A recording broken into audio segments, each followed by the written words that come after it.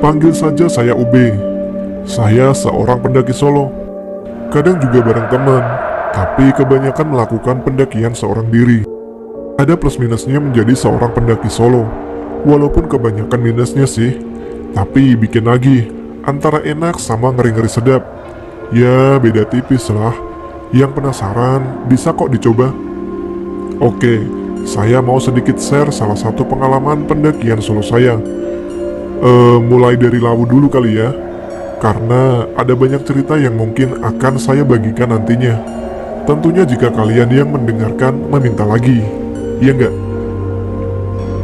Hari Sabtu 2008, bulannya lupa, apalagi tanggalnya, karena kejadiannya sudah 12 tahun yang lalu. Baru saja saya turun dari Gunung Merbabu. Posisi saya waktu itu masih ada di Selo. Saya dapat SMS. Oke lah, siap berangkat. Lumayan nih, bisa lihat dedek-dedek bening. Kali aja jadi PK, alias pahlawan kesiangan. Saya lalu langsung turun berangkat menuju Solo dan melanjutkan perjalanan menuju base camp Cemoro Sewu. Singkat cerita, sekitar jam 12 siang saya sampai di base camp Cemoro Sewu. Kok sepi amat di base camp? Wah, gak beres nih info. Batin saya sambil celingak-celinguk. Langsung saja saya tanya ke Ranger AGL, yaitu singkatan dari Anak Gunung Lawu, buat cari-cari informasi. Mas, kok sepi-sepi aja nih gunung? Belum musim pendakian mas, makanya sepi. Palingan pendaki-pendaki jomblo aja kayak mas yang lagi naik. Asem, tahu aja ente. Hah, iya mas, kelihatan tuh mukanya. Oh iya, dengar-dengar ada pendakian massal hari ini. Iya sih, tapi diundur minggu depan. Waduh, minggu depan? Saya lalu telepon teman saya yang kasih info soal pendakian massal. Tapi baru aja nyambung, baterai ponsel langsung habis. Ya udah, akhirnya saya numpang cas HP dulu di base camp. Setelah itu langsung saja saya isi buku tamu. Karena zaman itu masih pakai buku tamu, belum ada aturan ninggal KTP. Sambil nunggu HP penuh, saya isi perut dulu di warung deket base camp. Sambil makan, saya mikir rencana yang asik buat naik Lawu. Mending TikTok aja kali ya. Kejar sunrise pagi, langsung turun sekalian mampir di tempat Boyem. Pikiran saya sambil makan. Yang belum tahu istilah TikTok, yaitu naik ke puncak dan langsung turun tanpa membuka tenda. Begitulah kira-kira penjelasan sederhananya. Oke, akhirnya saya deal sama diri saya sendiri buat TikTok aja. Sekitar jam 3 sore, saya mulai persiapan packing. Saya memutuskan untuk tidak membawa carrier. Carrier saya titipkan ke base camp. Jadi, saya cuma bawa air botol seliter, permen karet, sama roti. Jam 5 sore, saya berangkat dari base camp. Base camp ke pos 1, jalurnya sehat, dengan susunan bebatuan aman terkendali. Cuman, biasalah, badan pegel-pegel pertanda sedang adaptasi di awal pendakian. Setelah berjalan santai selama kurang lebih 1,5 jam, sekitar jam setengah 7 malam, sampailah saya di pos 1. Saya coba tarik nafas panjang satu tempo biar lebih slow. Setelah beristirahat, saya langsung jalan. Ketika sampai di pertengahan pos 1 dan pos 2, tiba-tiba dari arah sebelah kiri jalur pendakian terdengar suara kuda meringkik. Satu kali terdengar saya bodo amat. 2 kali terdengar juga masih bodo amat. Tapi begitu yang keempat, saya udah gak bisa bedain itu suara kuda atau suara ketawa kuntilanak. Sekilas di dalam hati saya penasaran mau nyamperin di mana asal suara itu. Tapi untungnya aja langsung keinget kalau sebelah kiri cuma ada jurang. Tapi memang dasarnya saya kepala batu sih. Yaudah, saya anggap aja mau ngajak kenalan. Setelah kejadian itu, saya lanjut jalan lagi. Tapi anehnya, setiap saya break buat tarik nafas sebentar, suara itu kedengaran lagi. Begitu terus sampai pos 2. Yaudah, saya anggap aja itu MP3. Sekitar setengah 8, saya sampai di pos 2. Niatnya sih mau break agak lama. Tapi tiba-tiba keinget kalau dulu pernah ada kejadian cewek meninggal di situ. Akhirnya saya nggak jadi berlama-lama di pos 2. Saya lanjut tancap gas gigi 1. Buat yang udah pernah ke Lawu pasti tahulah kalau antara pos 2 ke pos 3 adalah trek paling nyebelin. Karena jauh bener nggak sampai-sampai. Selama perjalanan di trek ini untungnya lancar jaya. Hingga sampai di setengah perjalanan. Samar-samar saya dengar ada suara ayam yang mau bertelur. Tahu kan suaranya? Petok-petok gitu. Saya nggak begitu peduliin dan lanjut jalan. Sampai sekitar 15 menit dari tempat saya dengar suara ayam tadi, saya samar-samar mencium aroma bau kemenyan. Waduh, nggak beres nih lama-lama. Jangan-jangan ini peringatan suruh turun. Tapi ya udahlah, positif thinking aja. Mungkin ini peringatan buat jangan lama-lama istirahat di lokasi situ. Batin saya ngomong gitu. Maklumlah, pendaki Solo, kalau nggak ngomong sama diri sendiri, mau ngomong sama siapa lagi? Akhirnya saya putusin untuk maju terus. Emang dasar bocah dablek sih. Baru jalan 10 menit, nafas udah ngos-ngosan seperti membawa carrier muatan full. Saya putusin istirahat sambil nyender di pohon yang gede banget. Tapi seingat saya, pohon itu dulu belum ada. Apa karena gelap kali ya? 10 menit istirahat dan baru aja mau lanjut jalan, saya dikagetin sama bapak-bapak berbaju hitam ala dukun berdiri di kanan jalur pendakian. Sambil menatap tajam ke arah saya, dia bilang, "Lagi ngapain, Mas? Naik aja, jangan lama-lama di sini, dan juga jangan ikut campur."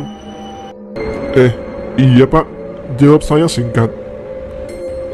Saya langsung lanjut jalan, tapi baru 3 langkah, saya sempetin ngelirik apa yang ada di belakang bapak-bapak tadi.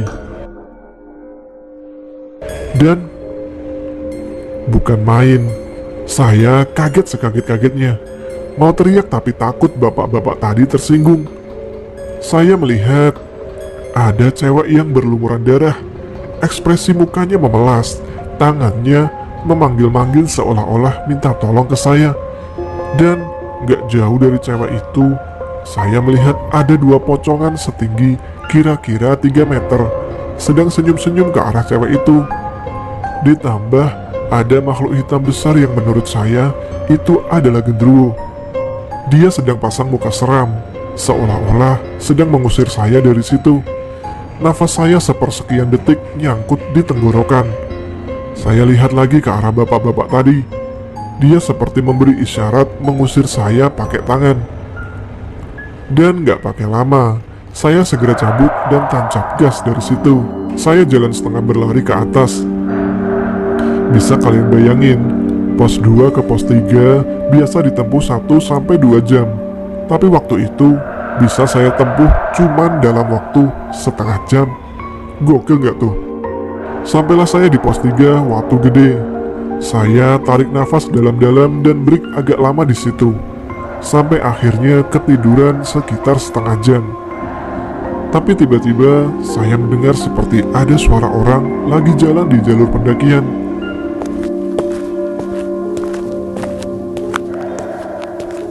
Saya lalu bangun untuk melihat, dan benar saja ada 3 pendaki sedang lewat dan menyapa saya yang lagi duduk. "Misi bang," kata pendaki pertama sambil senyum. Bentar bang, ente dari bawah?" tanya saya ke mereka. "Iya bang, baru naik," jawab pendaki kedua. "Kalian gak lihat ada bapak-bapak tadi di bawah?" tanya saya lagi. "Enggak bang, aman-aman aja tuh." "Kenapa bang?" jawab pendaki pertama. "Oh nggak apa-apa, ini mau lanjut naik bang." "Emangnya dari mana?" tanya saya. "Iya nih bang, lanjut.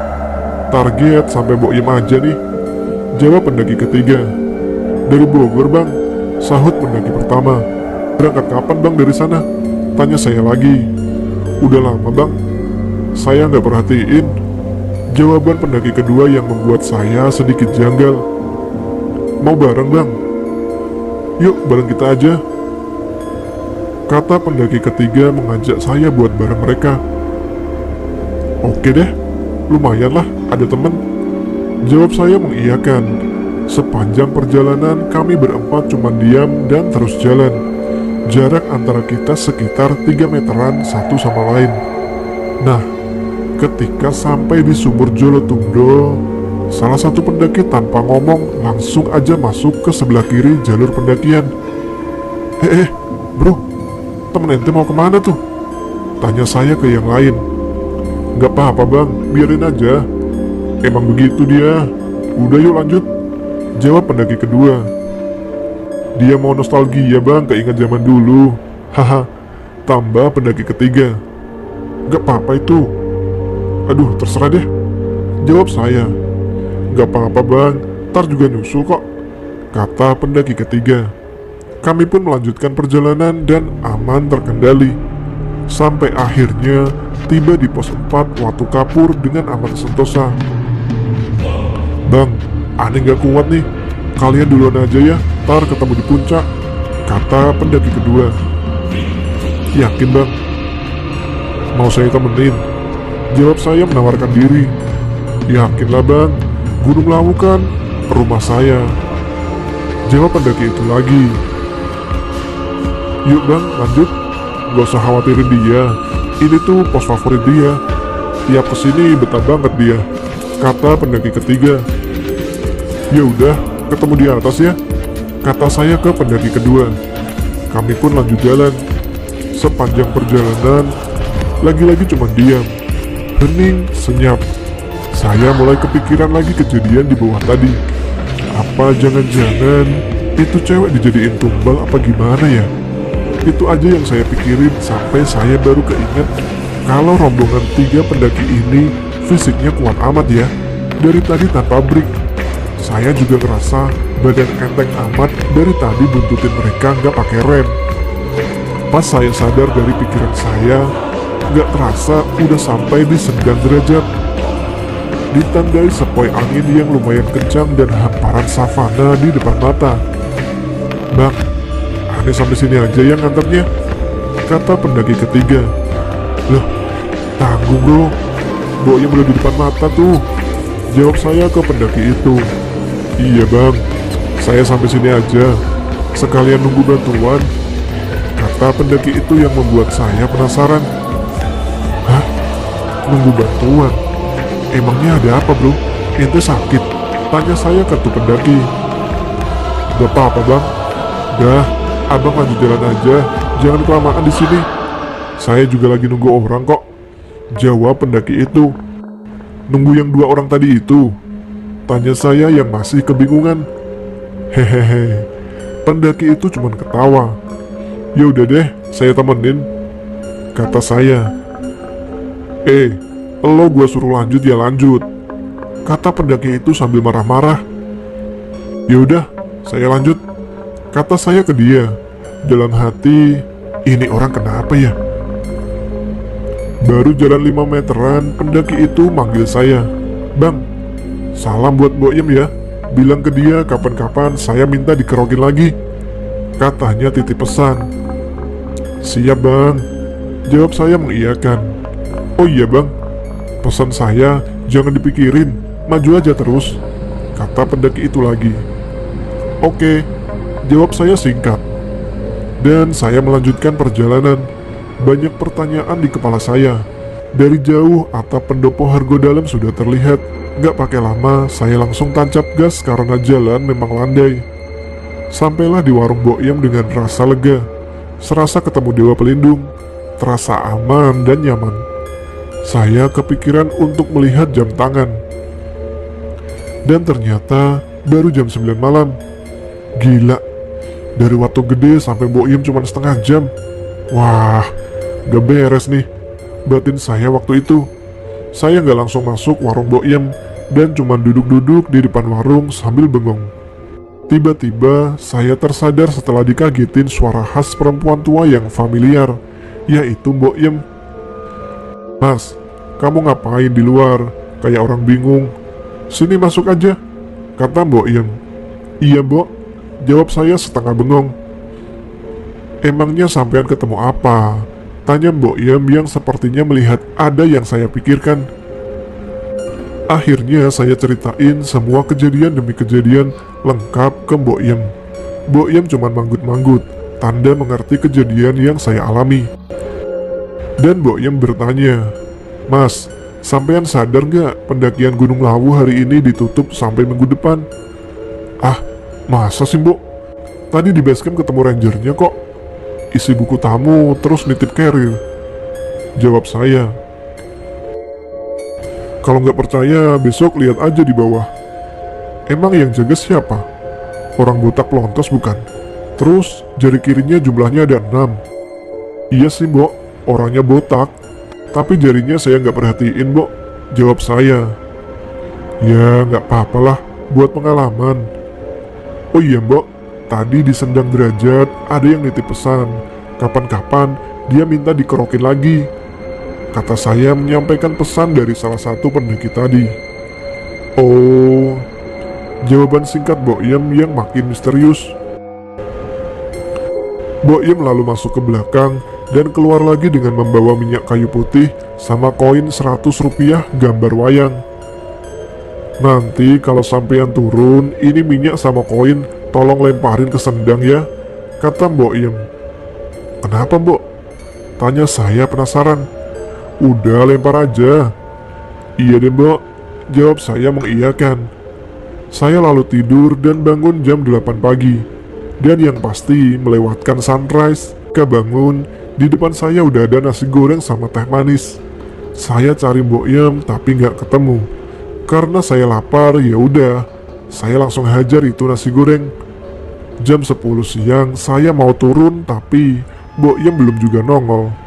Karena takut kesorean, ya udah deh, saya tinggalin uang 30.000 di dapur dan langsung turun. Sampai Sendang Derajat, saya melakukan pesannya Mbok Iem dan langsung tancap gas lagi. 3 jam perjalanan turun dari Mbok Iem, sampailah saya di basecamp Cemorosewu.